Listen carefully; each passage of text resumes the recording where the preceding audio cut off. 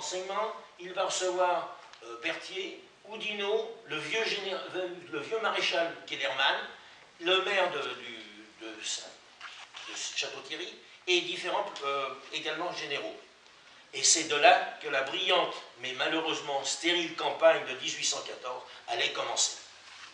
Alors le résumé. Schwarzenberg donc dirige sa plus forte colonne sur Troyes. Blücher se dépasse et arrive de la Lorraine et vient occuper Saint-Dizier et s'avance en diagonale sur l'Aube.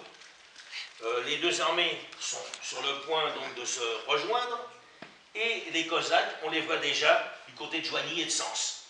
Alors dans ce cas-là, ils saccagent, ils boivent beaucoup aussi, il faut dire ce qu'il est. Une consommation importante, à tel point c'est que Platov faisait passer ses nuits à boire et le matin il fallait le mettre sur son cheval tellement il était souple. Oui.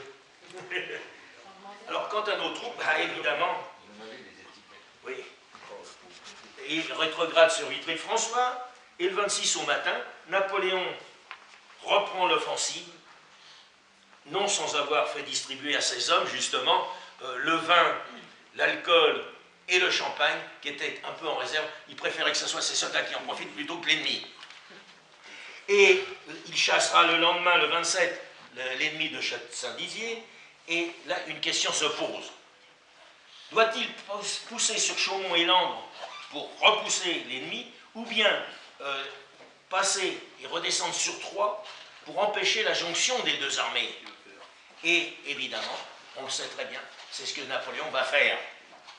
Il prend donc le chemin le plus court par la forêt du Der, laissant une faible garde à Saint-Dizier. Le 28, il ne gèle pas, il pleut, ce qui va expliquer le bourbier qu'il peut y avoir dans toute la région du Der, de la forêt du Der, et toutes les difficultés qu'il va avoir jusqu'au 15 et au 16 février, parce que c'est un sacré bourbier.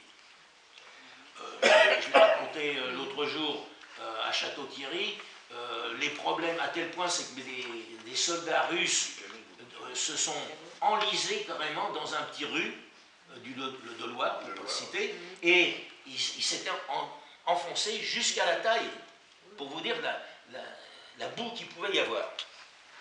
Alors donc, pendant ce temps-là, l'armée il va arriver à Montérendière très tard le soir, et pendant ce temps-là, Auxerre est abandonné sans combattre. Désolé. Le 29, il est à Brienne, où Blücher occupe le château, et il attaque. Là, Napoléon attaque avec vigueur, parce que, en fait, Blücher avait ses troupes personnelles en haut, vers le château, et en bas, il y avait les troupes russes qui étaient à garder la ville basse. Et c'est là qu'au cours de cette campagne, enfin de ce combat, que Blücher a failli être pris. Oui, c'est dommage. Ben oui, parce qu'il descend, il entend les coups de canon. On lui dit Bonaparte est là. On ne lui a pas dit Napoléon. Bonaparte est là. Il descend avec ses officiers et quelques troupes, et au même moment montaient les chasseurs. Ce qui fait que pratiquement tous ont été prisonniers, sauf justement Blücher, parce qu'il y a eu un habitant de Brienne, qui était de Brisgau au départ, et qui a indiqué le chemin du reste. Lui, il a été fusillé 3 jours après.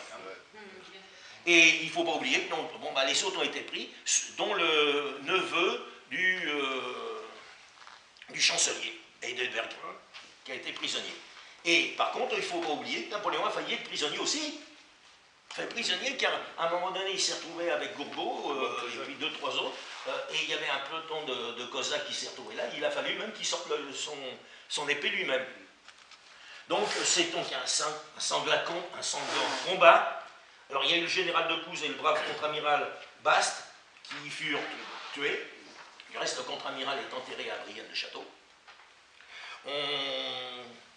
L'arrêt trouva 500 blessés, parmi lesquels les généraux Berthier, Jamin, Lefebvre d'Henouette et Forestier. Celui-là, il devait succomber quelques jours après de la suite de ses lésions.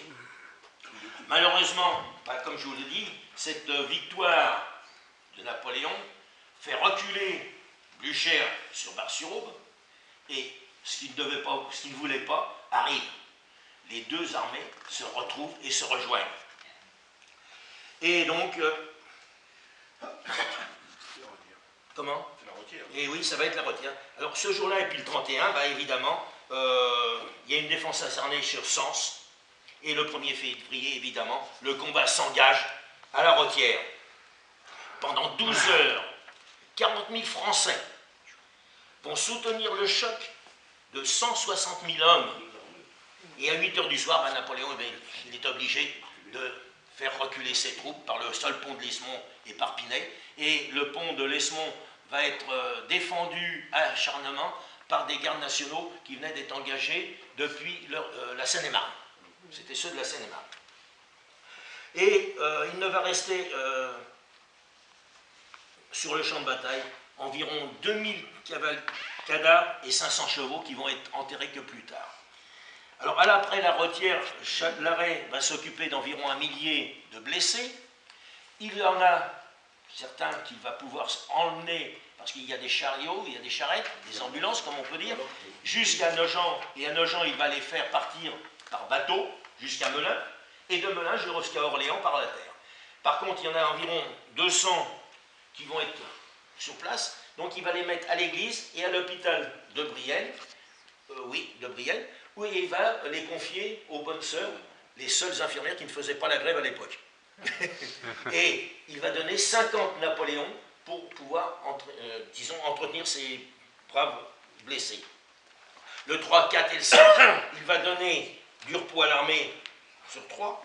Et le 6, il se résigne à abandonner Troyes. Et à Troyes, il a été assez mal accueilli, il faut quand même pas l'oublier, parce qu'il avait sanctionné l'évêque de Troyes. Ce qui fait que les habitants de Troyes étaient peu, et du reste, lorsqu'il a quitté Troyes, le soir même, Troyes a été pris par Schwarzenberg. Il ne faut pas l'oublier. Et c'est là qu'il a la fameuse confirmation de la trahison de Murat. Et il en accuse non pas seulement Murat, mais sa sœur Caroline. Il ne faut pas qu'il l'oublie.